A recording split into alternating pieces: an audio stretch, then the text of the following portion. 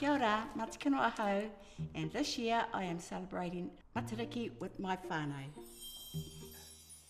E te whā, what has your whānau done in the past to recognise this time of the year that is Matariki?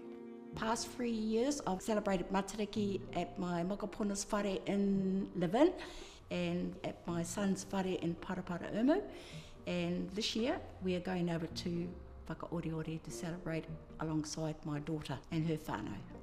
What are all the things that will happen during Matariki for you and your whānau at Whakaoriori? Okay, first of all, they are all given a whitu to take away the karakia and learn it and come back when we all get together. They have the opportunity of providing their kai, even if it be parakuhi, tohi, egg salad, anything.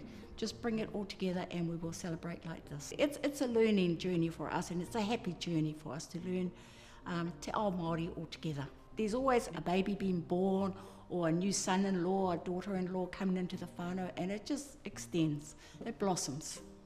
And that's what Matariki is about. Manawatia a Matariki.